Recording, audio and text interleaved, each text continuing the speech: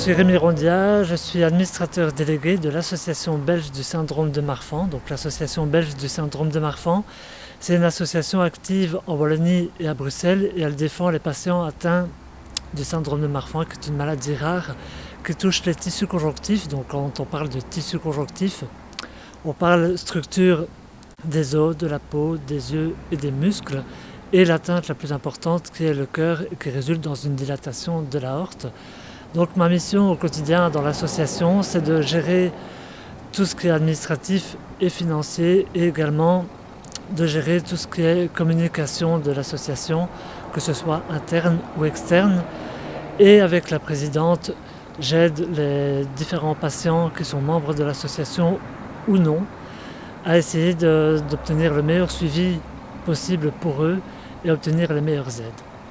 Voilà, alors la nomination au prix d'Edelweiss, c'est quelque chose auquel je ne m'y attendais absolument pas, puisque voilà, j'ai toujours l'habitude de travailler dans l'ombre. Et ici, cette nomination, ça me permet de me dire que voilà, le travail que je fais porte ses fruits, est utile pour d'autres patients et surtout permet à d'autres de mieux vivre la maladie et surtout de s'accepter comme ils sont avec leurs différences.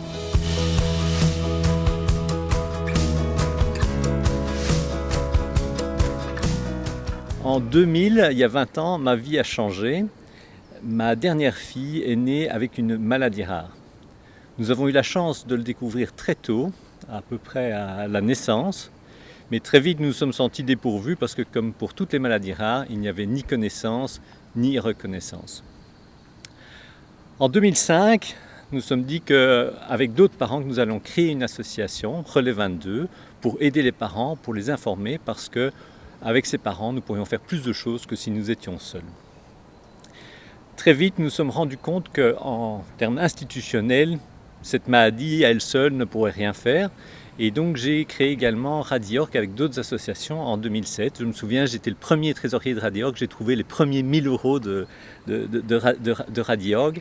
Et donc avec l'objectif de conscientiser en fait le monde politique et la société en général aux problématiques des maladies rares. Et puis en 2015, nous avons créé l'association européenne en fait, qui regroupe toutes les associations locales de maladies rares, avec toujours l'idée que, comme pour Radiorg, comme pour 22 15 Europe, ensemble, on est plus fort.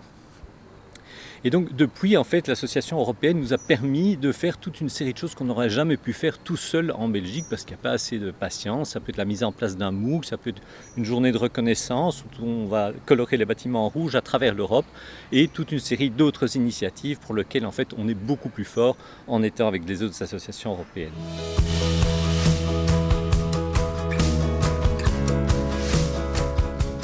Bonjour, moi je m'appelle Louise, j'ai 14 ans et je suis née avec une arthrite de l'œsophage à 32 semaines. Une arthrite de l'œsophage, en fait, c'est une malformation de l'œsophage. Dans mon cas, je suis née sans l'œsophage du tout.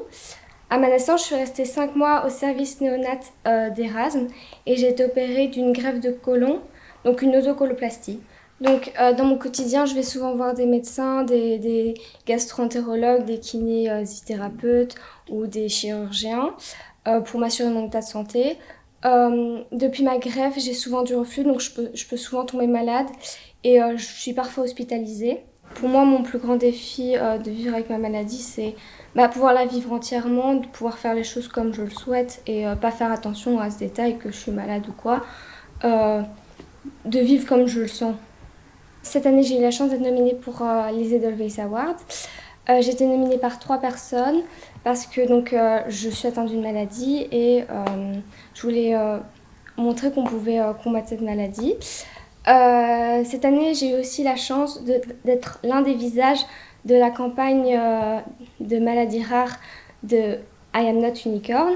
Pendant la campagne, j'ai adoré faire le shooting photo. Après, il y avait les affiches dans les hôpitaux et il y avait certains médecins qui me reconnaissaient et c'était très chouette à chaque fois.